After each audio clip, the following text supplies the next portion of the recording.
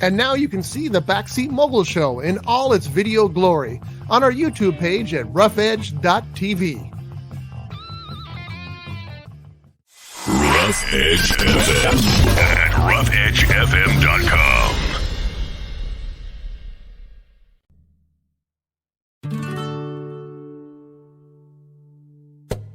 There's no better place for breakfast or lunch than Harbor Cove Cafe. This hidden treasure, located in the beautiful Ventura Harbor, is locally owned and operated and serves your favorites like hamburgers, sandwiches, and fish and chips, as well as island specialties like their delicious Loco Moco and famous Hawaiian burrito.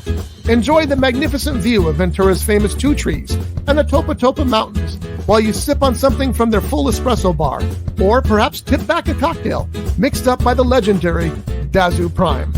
For more information, please visit online at harborcovecafe.net or give them a call at 805-658-1639. Harbor Cove Cafe, located at 1867 Spinnaker Drive in the Ventura Harbor. We'll see you there.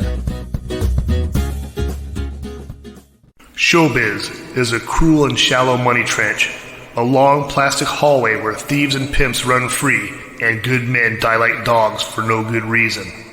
There's also a bad side.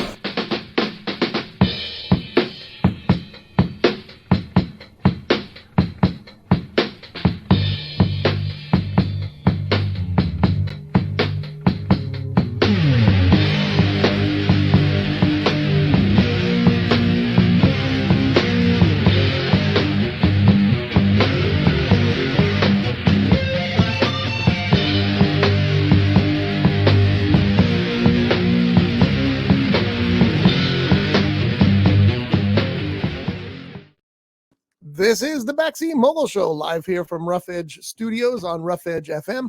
I am R. Scott Bolton. I am the Backseat Mogul, and this is the show where we talk about show business. Sitting over there, I got it wrong. There, Johnny D. Johnny, good morning, sir. Good morning, Scotty B. How are you? I am good, sir. We got this new board that we're working with, and I'm slowly but surely figuring it out. But so far, so good. It's pretty nice. I think the sound quality is a lot better. So that's a big start right there. People can actually hear us without having to crank up the volume to 40. So I actually just had to do that with my headphones. Oh, they were turned down? Yeah. That's pretty funny. I can hear it. I can hear you now. That's because everything is louder. It is considerably louder now. So anyway, this is the Backseat Mogul Show, and we're going to talk about show business, starting with some sad news. As everyone probably has heard by now, Dabney Coleman has passed away at the age of 92. And he's one of those guys who's a true legend. You know whose career it makes me think of on kind of the same pattern is John Larroquette. Yeah. He and John Larroquette kind of played the same kind of characters, the same kind of jerks. John Larroquette still does, obviously. But it's kind of sad that Dabney, 92 years old, is gone. I don't think he'd been working for a while, even though he was in what was the Boardwalk Empire with Steve Buscemi. Right. He was terrific in that too. So, we're just going to run through some of Dabney's credits because there's so many things that he was just legendary for. Of course, I think the thing he'll always be remembered for is 9 to 5 with Dolly and Jane and Lily. Was it Lily? Lily Tomlin. Yeah. And so he'll always be remembered for that and deservedly so. But he was also in War Games. You've Got Mail, in Tootsie. It says that actually he had an upcoming credit for Someday Sometime. So 92 years old, he's still working. He's like Clint Eastwood out there still working. He was in episodes of Yellowstone, NCIS, which John talks about every week. Ray Donovan. He was in Ray Donovan. Let me go down the list here. That's just so many things that his credits are just almost endless. Let's see what else. The Climb, Taken. He was in Taken. I didn't know that. I'm not sure it's the same Taken, but maybe. Stuart Little, of course, he was in. We mentioned You've Got Mail. Jumanji. He was in Jumanji. Devil's Food, Madman of the People. Clifford the Big Red Dog, The Beverly Hillbillies. See, that's another one. He was great in The Beverly Hillbillies. Remember what part he played? In the movie or the TV series? If it was the movie, it's the movie. It had to be Mr. Drysdale. It was Mr. Drysdale, yes. And who played Clampett? Jed Clampett?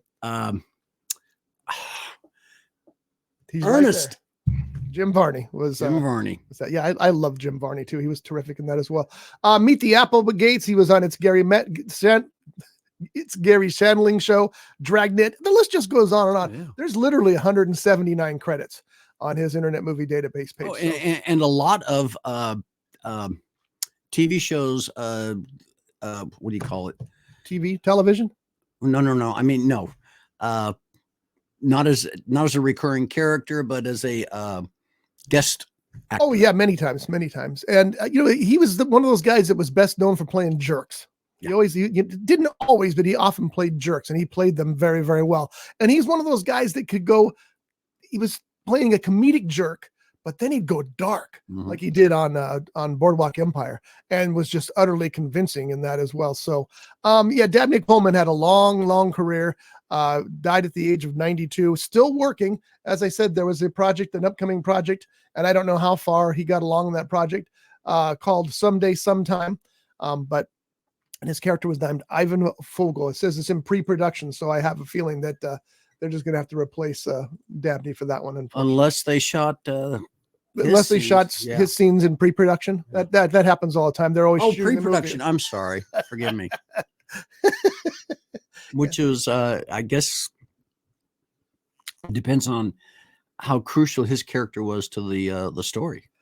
Well, that's true too. I mean, what's your favorite movie? I know there's tons of. There's no way I can. If I'm gonna pick you're talking about my favorite Dabney Coleman movie. Mm-hmm. I'm probably gonna go with War Games. Excellent.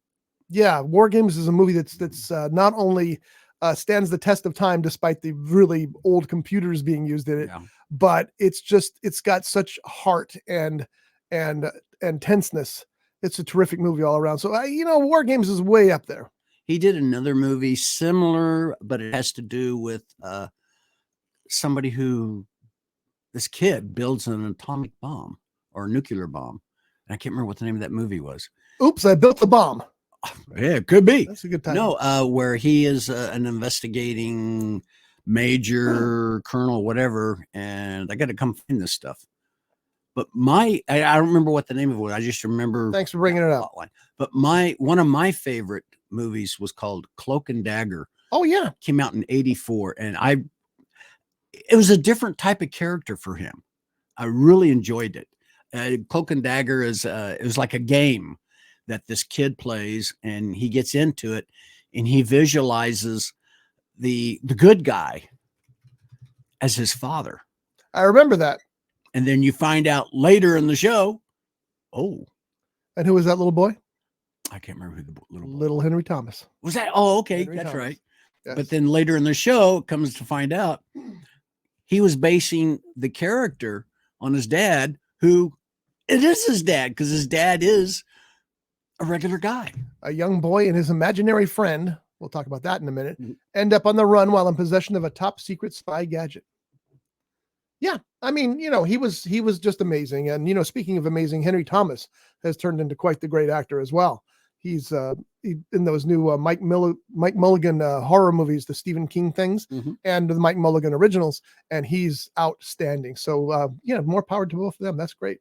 I'm going to miss Dabney Coleman, though. It's the nice thing about somebody, the only good thing about somebody like Dabney Coleman passing away is that it reminds you to go see what they did. You can go back and review their work, and we have that opportunity. So anyway, I wanted to start out the show with that because I did want to pay tribute to the late great Dabney Coleman. He was in Downhill Racer with John's going to do this the rest of the show because 179 titles is going to take John forever, and he's going through them on his phone over there, which he's not allowed to do, by the way. Well, no, I was looking for that particular movie I was telling you about, but Downhill Racer with Robert Redford. All right, hold on. Dabney Coleman, Kid Builds Bomb movie. It says it's Cloak and Dagger. No, it wasn't Cloak and Dagger. But, honestly, the Manhattan Project? That doesn't make sense. Was that Dabney Coleman? Or was that John? It was John Lithgow, but okay. Dabney Coleman was probably in it too. Because he came up on this Google search. Okay. Everybody says Cloak and Dagger. But honestly, I hadn't heard much about him in recent months. I honestly thought he had already passed. So. You didn't see him in Yellowstone? You just watched all of Yellowstone. I don't remember him in Yellowstone. I honestly do not remember him in Yellowstone. Wow, John, the man's dead. And here you are dissing his performance. It was apparently so bland that you've forgotten it. Nice okay, job. No, wait a minute. Was it in Yellowstone or one of the 2 spinoffs? Said it was in Yellowstone. Maybe it hasn't aired yet. That could be, because supposedly part 2 of season 5 has already started or is supposed to start. I don't know if it is going to start. I don't know. Dabney Coleman to guest star as Kevin Costner's father in season 2 finale. Well, you must have seen it. That was him? I remember. No, it was somebody else. That's what's weird. It's his headlines just made up. I did not realize that was an excellent. So here you go. So instead of dissing the man's performance, he now realizes it was such a great performance. He didn't know who Dabney played. Oh, maybe that's why I thought he died. Try to give you some credits. No, seriously. That was really a good episode. And those scenes where they're out was just Costner's character and his father when they were alone. It was touching. It really was. I can honestly see why you didn't recognize him, because with that cowboy hat and with his beard. I'm going to pull up a picture here, folks, so you can take a look at it. I hope. Nope, that's not going to work. Give me a second here. I have to choose a certain file in order to show you. So that's not going to work. Let's try this one. That's not close enough. Well, unfortunately, I can't find a file that will work. So just Google it and see, and you can, oh, there we go.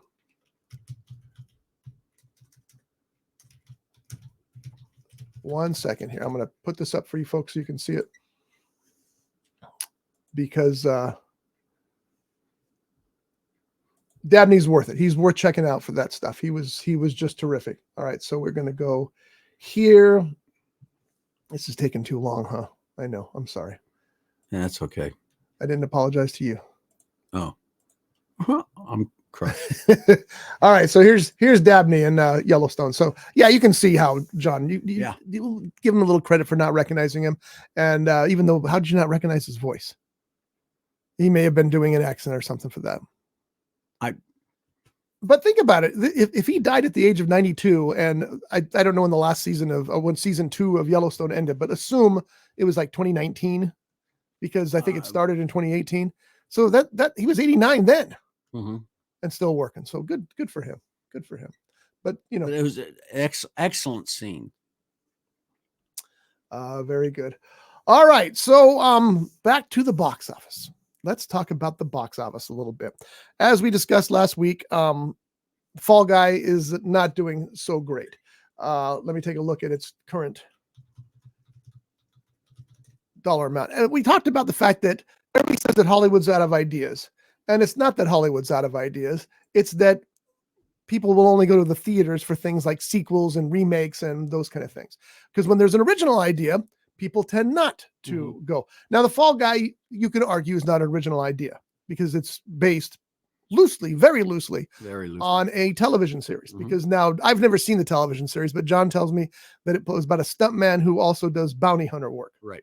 And this movie is not about that at all. It's about a stuntman who is injured, gets out of the game, and then gets called back in the game because the star of his $400 million movie is missing, and they sent him out to find him.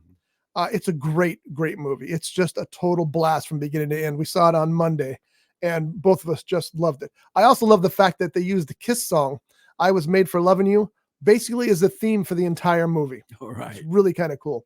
But anyway, right now it's sitting at worldwide. Now, this movie cost $135 million to make, which isn't very much. It's a pretty cheap budget for a blockbuster like that. So far, it's grossed worldwide $108 million. It's got to hit at least 270 to break even. So it's not going to do it. It's not going to make it.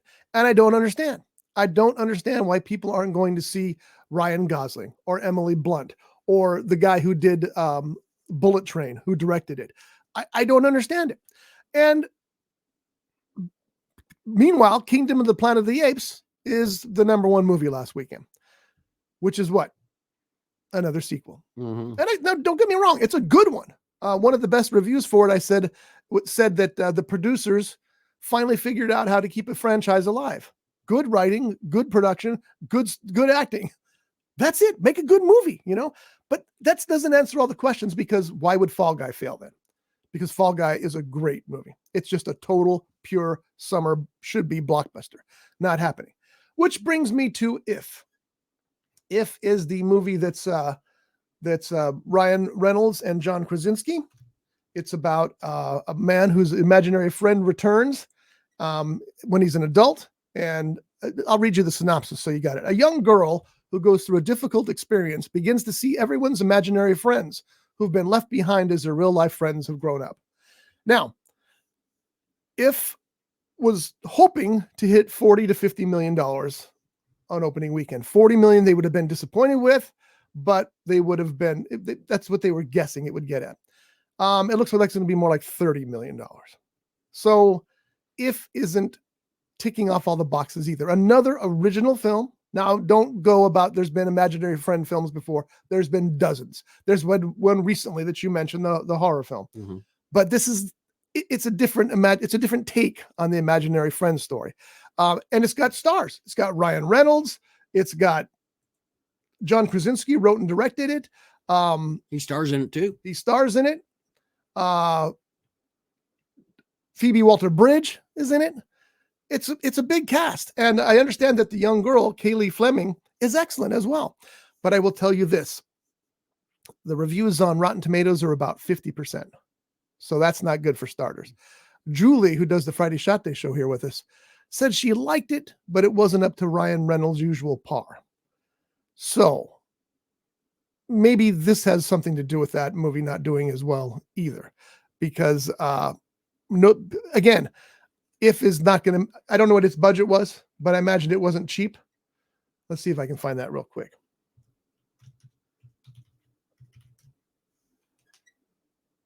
Yeah, it's too hard to find with that shorter terms real quickly, but let's assume it was $150 million. Mm-hmm. That means it's got to make at least 300 million before it starts to see a profit. It's not going to make it at $30 million opening weekend. Maybe especially in the long term. Yeah, but it's not going to be in theaters that long. Yeah. So there is no long term anymore. Doesn't happen. And what happens next week? Furiosa opens. Yeah. And that's going to knock it off all of the big format screens and people. And I know it's a different audience because Furiosa is obviously an adult film. That sounded bad. It's a film aimed toward adults, not children. Whereas If is a family film. Yeah, it just, again, here's another original picture. Mm-hmm. People aren't going to the theaters. Here comes Furiosa, which is the fifth Mad Max movie, Mad Max universe movie. You got to be clear about that.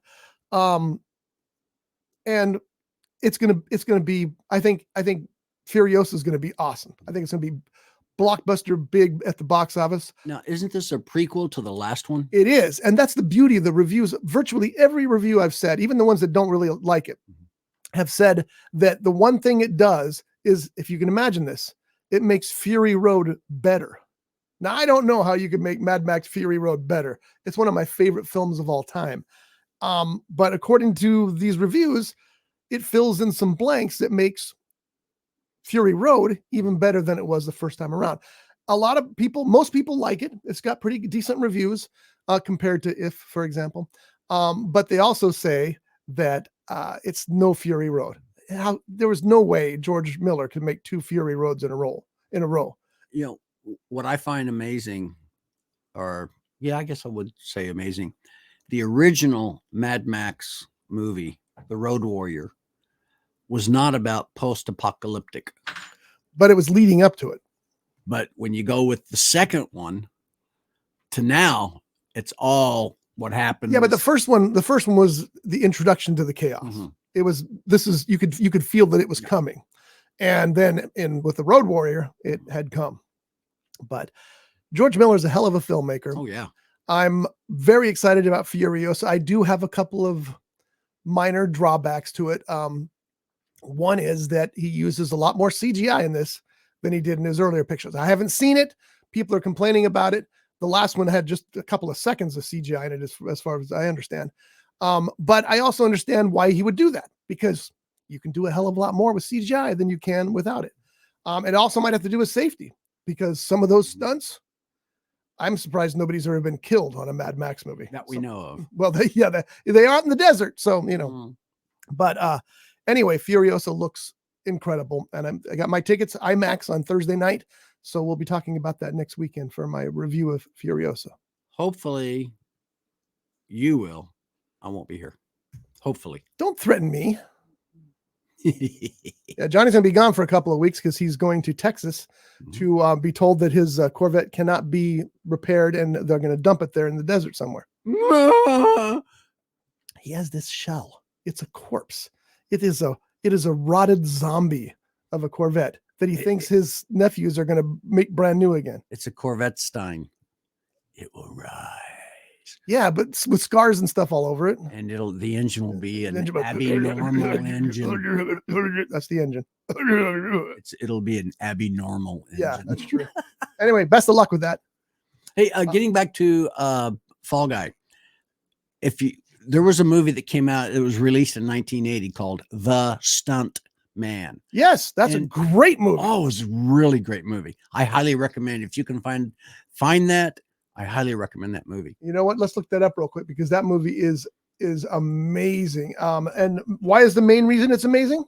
Oh, because of the director, the actor who played the director. Who's that, John? Wait a minute. Wow. Come on. This is bad. Lawrence of Arabia. That's not his name. Well, I know that. What's his name? God, I just had it. Sir Peter O'Toole. Sir Peter O'Toole. Peter O'Toole. This is the synopsis for The Stuntman from 1980. Wow, is that old? I guess it is. A fugitive stumbles onto a movie set just when they need a new stuntman, takes the job as a way to hide out, and falls for the leading lady while facing off with his manipulative and very dangerous director. It's very good. And that director is Peter O'Toole. Steve Railsback is the stuntman, and Barbara Hershey is the woman that he falls in love with. That movie is utterly amazing. Look at that cast. Peter O'Toole, Steve Railsback, Barbara Hershey, Alan Garfield, Alex Rocco, Sharon Farrell, Adam Rourke. That's a terrific cast. Yeah. And Richard Rush was the writer and director, at least co-writer. Yeah, definitely. It says you can find the stuntman on Freevee. Oh, sweet. So you want to look that up for sure. And also many other places. So The Stuntman from 1980 is a terrific movie. Not the same as The Fall Guy. There are two movies I would love to see. Well, let me rephrase that. There are two stuntmen that I would love to see a movie made of each one. One was one of the original stuntmen, Yakima. I cannot pronounce his name. Yakima Kamat. Something like that. Look that up for me. Keep going. This is kind of fun.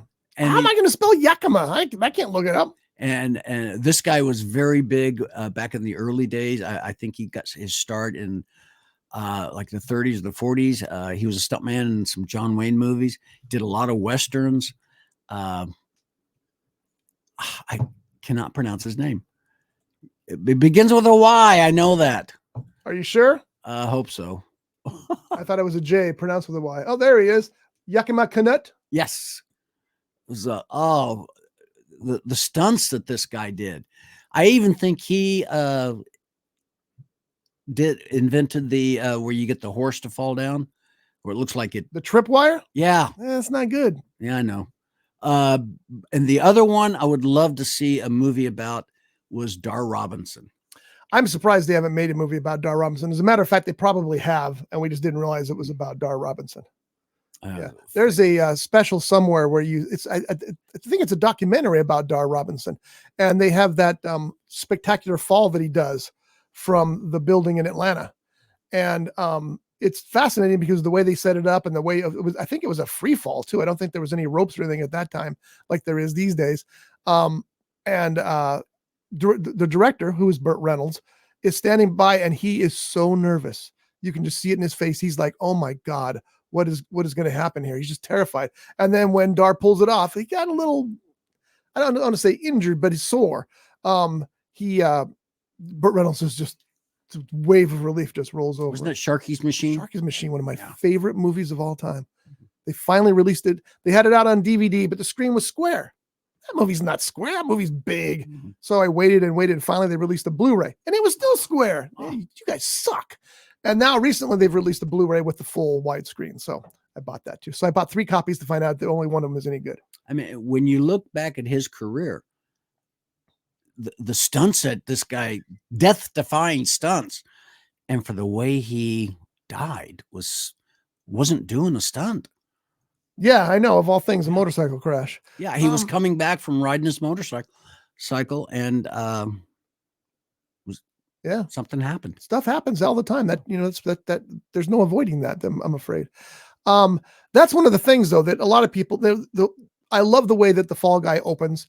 It's Ryan Gosling and the director, and they're welcoming you to the movie. I think this is a trend that could take hold.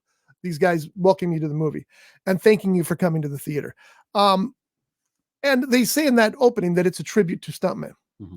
And they make a comment, as is made a couple times in the movie, that the Academy Awards do not give awards for stunts. And as I've explained in the past, the reason that the Academy Award doesn't give awards for stunts is because they don't want people to keep trying to get bigger and bigger and do more dangerous things until somebody gets hurt. And to prove that, in the Fall Guy, one of the stunt drivers rolls a car 8.5 times, which is a world record. Mm-hmm. And they're all celebrating. Yes. And he really did it. He really did. It's in the movie, but it's also a stunt that he really did. And then, so the next guy's going to go for 9. See where the danger comes in. It's not like they're just, trying to get lines. There's actual pisical danger. Stuntmen have died on movies. Yeah. Actors have died on movies too, but that's another story. But that's why the Academy is hesitant to give awards for stunts. And I kind of get it. These guys need to get the recognition, because without them, movies would not be what they are. I learned even today. I wanted to mention this real quick. I mentioned earlier today, they have cables and other safety features that they didn't have back then. That doesn't make it that much less dangerous. That's true. So, the stuntmen still have got, for example, the guy who rolled the car 8.5 times. Mm-hmm. How secure can he be in there? It's secure enough. He rolled out afterwards and got high-fived, but scary stuff. Probably dizzy. Sure. Yeah.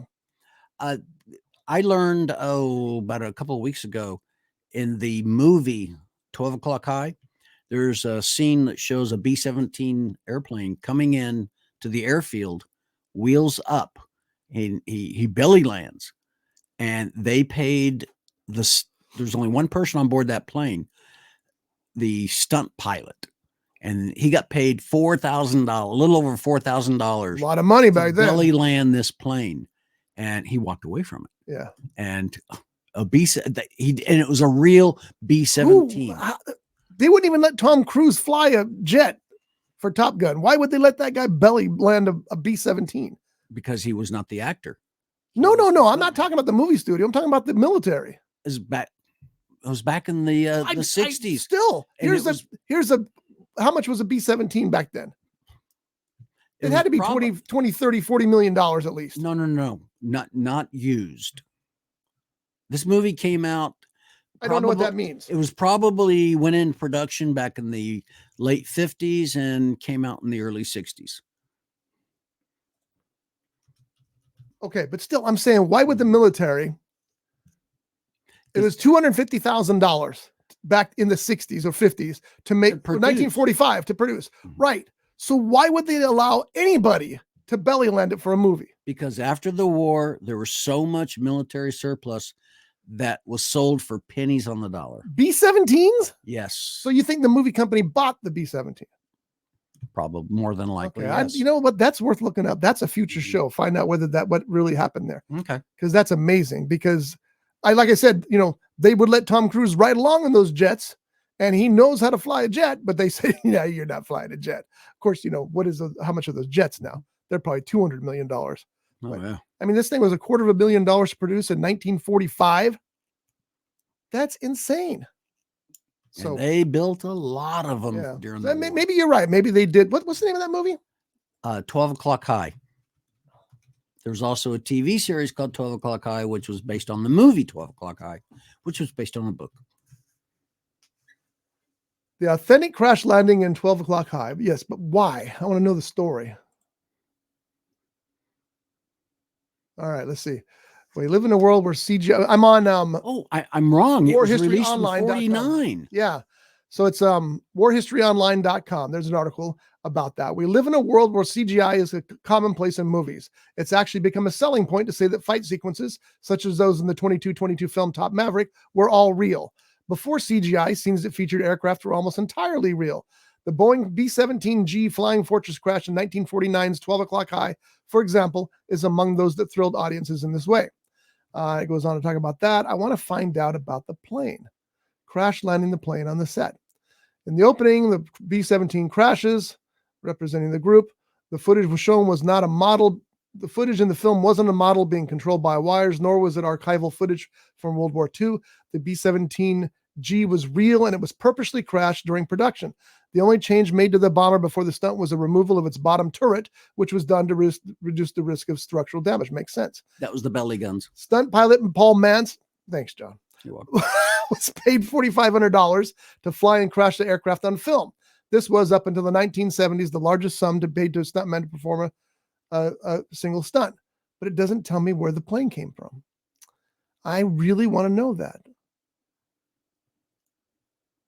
Interesting. All right, so we'll have to do some more research on that and find out where that plane came from.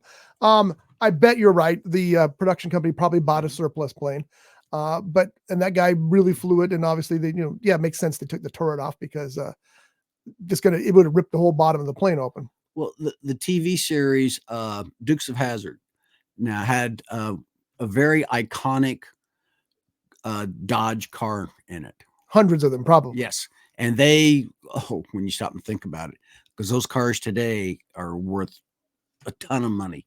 I don't think they which were is all one of your favorite. The Chargers. Cars, the Charger. I don't think they were all real Chargers, though. I'm pretty sure they weren't. They did a lot of body work. I know there were some, John. I'm not arguing that, but I really don't think that they crashed 100 Chargers for that show. That'd be something else to look into. Yeah, because what they do is they put the body on another car, another frame, a chassis, and it's a fake body, obviously. It's a fake chassis. I mean, a real chassis, and so they're driving around on a Volkswagen chassis or something. I don't know. But they do that a lot. Or did that a lot. Nowadays, they just CGI it. But I can remember back in the 70s seeing an auto transport going through, going up the 101 to the 126, and it was full of orange Chargers. And I'm going, yep, they're going to be crashing some cars. According to Popular Hot Rodding magazine, 371 Dodge Chargers were wrecked during the filming of the Dukes of Hazzard TV show, with an average of 3 cars wrecked per episode. Some sources say the number of Chargers destroyed is over 300. The 1969 Chargers used in the show were made to look like 1968 and 1970 models, as well as the 1969 model. So maybe they were real. Is that worth it? Damn. There is a show on, you can find it on probably YouTube. It's called Graveyard Cars. And it's about a guy up in Oregon, I think, where his company restores old Chrysler Dodge products.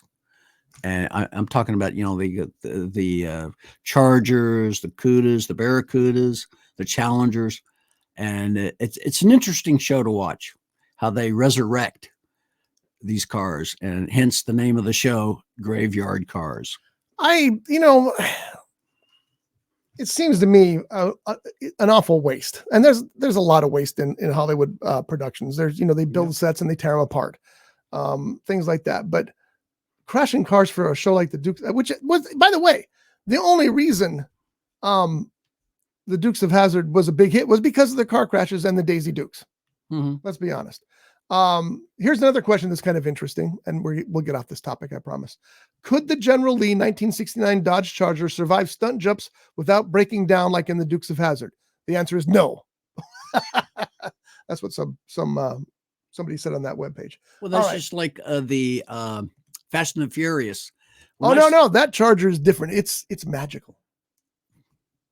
Okay, John, if you can take a Charger, go across Hoover Dam, stop in the middle, aim toward the wall, crash through the wall, ride down the dam, jump and leap and land in the water beyond, and that car's sunk but still fine, It's a And then magical. they drove it out on the other side It's of the a lake. magical Charger. Well, I got to see what they're going to do because they left that last movie hanging with.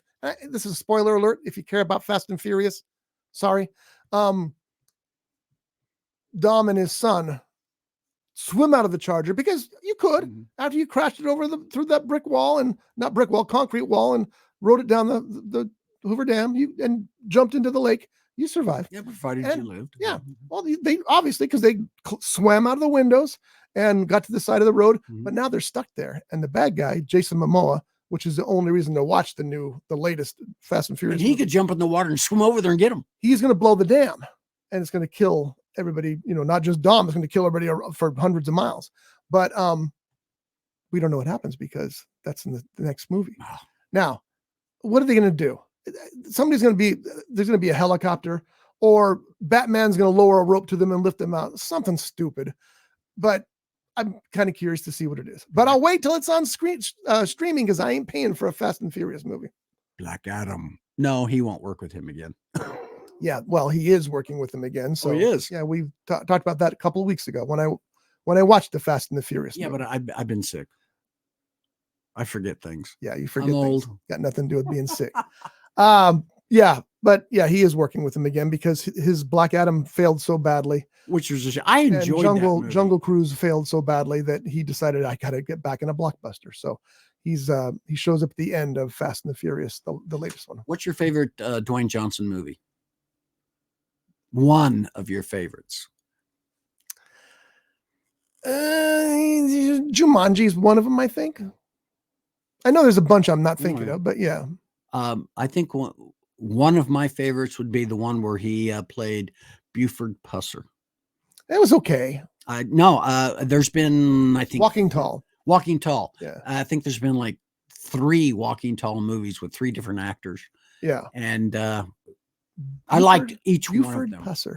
Yeah, they're okay. Because they were based on a true. They were based. You got to keep that in mind. Well, that's just it. It was based on a real sheriff. Yeah, right.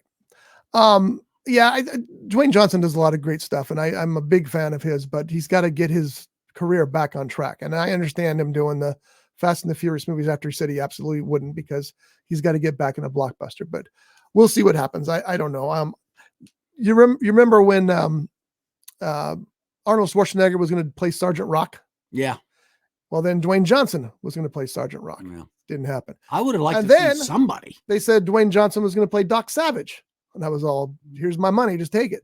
And that seems to have faded away too. So I don't know what's going on with Dwayne Johnson right now, except that he is in the Fast and Furious movies. I suppose we could look him up, huh? I liked him in Southland Tales.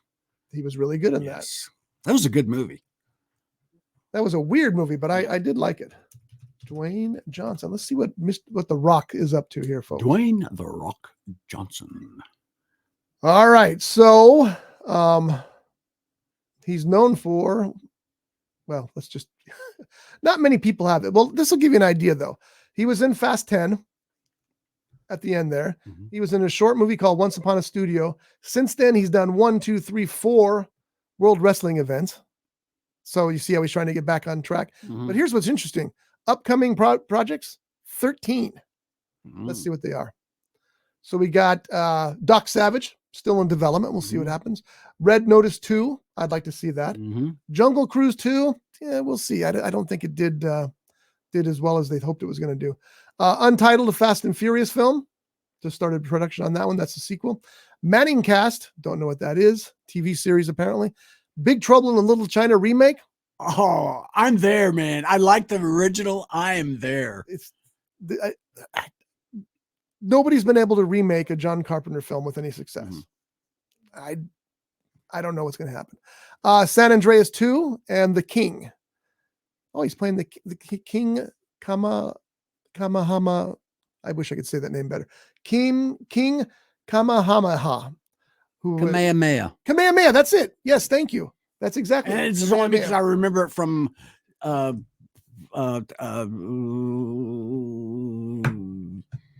Five-0. At least you remembered it. Yeah, Kamehameha. I should remember that. I when we go to Kauai, we're always seeing that name. Moana is on the list here. Fast X Part 2. The Smashing Machine. Don't know what that is. Moana 2. Well, look at that, doing Moana 2 all at once. And Red One. So Can you find out what Red One is about? That might be about World War. no, you're thinking of No. the big Red One. Yeah. Which was After a shocking abduction from the North Pole, the commander of the Elf Task Force must partner with the world's most infamous bounty hunter to save Christmas. Okay, right, I'm there. Jake Kasdan wrote it. It'll be interesting. So we'll see. Oh, what happens. Lucy Liu's in it. Lucy Liu, Kiernan Shipka, Chris Evans, J.K. Simmons, Bonnie Hunt, another great cast. Yeah. But that's still in pre-production too. So anyway, that's what's going on with him right now. Let's see what else. Did you have something you want to talk about, Johnny? Something you've seen?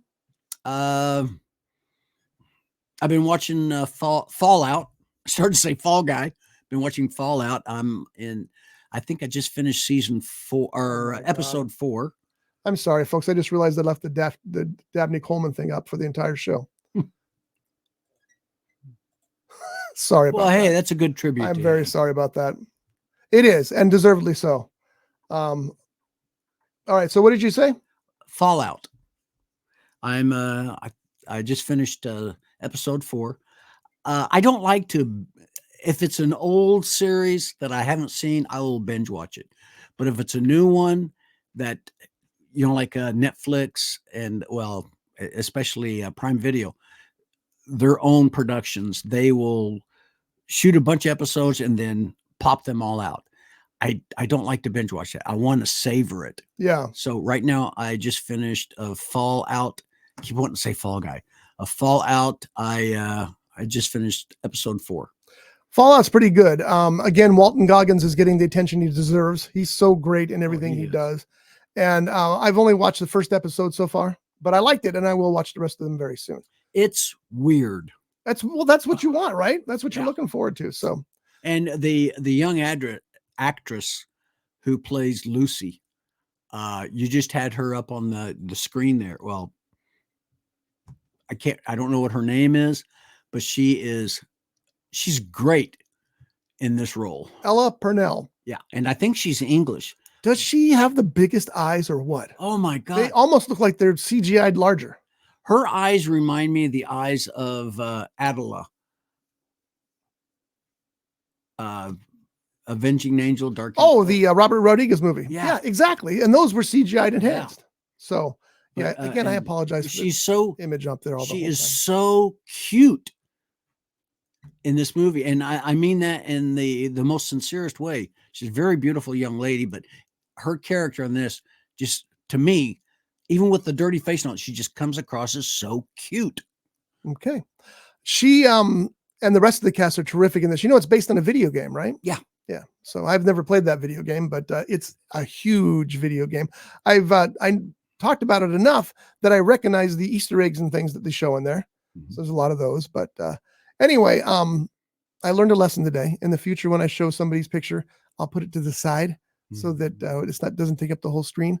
I mean, we must have been 30 minutes with Dabney Coleman up there, which, like you said, it's a tribute, but that's a little too much of a tribute. I don't know what I'm going to do about that episode. I'll find some way to edit it, but I don't know what to do.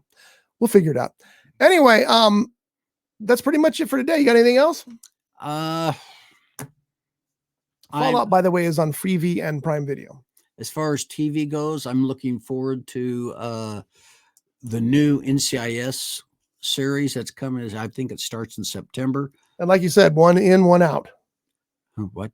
One NCIS. Pretty much. Yeah. And it's called NCIS Origins, which takes us back to when Jethro Lee Gibbs joined NCIS. Now, my understanding is that Harmon will be narrating. He'll be doing voiceover. And obviously they have another actor who's going to play him as a younger version, which he can't really, well, I guess they kill with CGI, but I'm looking forward to that because, it'd be nice to see where they came from. I know those shows are huge, but I've never got into them. And then there's another NCIS series that's coming out where they're bringing back 2 characters, Anthony DiNozzo, and I forgot what the character's name was. Bob Stanley. Oh, that was it. No. She was the Coda I cannot pronounce her name. Okay. Coda de Pab. Very nice of you to bring it up. Yeah, she played the Israeli. What is their spy people called? Mossad agent who ends up joining NCIS, and I cannot remember what her character's name is. Anyway, it's a series based on those two characters. Oh, a separate series? Yes, and I'm looking forward to that. All right, final word. I want to talk about this TV show that I've been watching on Apple TV. It's called Sugar, and it stars Colin Farrell. And this is the synopsis. Private investigator John Sugar examines the mysterious disappearance of Olivia Siegel, the granddaughter of a legendary Hollywood producer. That doesn't tell you anything really about this series. When it starts, it's like a different type of hard-boiled detective. He's got a completely unique take on things. He always says these words, "I don't like hurting people." And I think the reason he doesn't like hurting people is once he starts, he can't stop. He's a lot like the character from Nobody, who does like hurting people, by the way. The story is about a missing woman. He's trying to track her down, and the characters are weird, and the images are gorgeous. The cinematography is terrific in this show. The cast also is amazing. Let me pull up the cast here for you. Colin Farrell is not the only one, but he is the star, of course. And I hate when they do this on IMDb, make it hard to find. Colin Farrell, Kirby is in it. You recognize her from other shows. Amy Ryan is in it, and she's terrific. Nate Cordry also in it, and again, amazing. Miguel Sandoval and James Cromwell. Oh, James Cromwell. So yes. Okay, there's 3 reasons for me to watch this.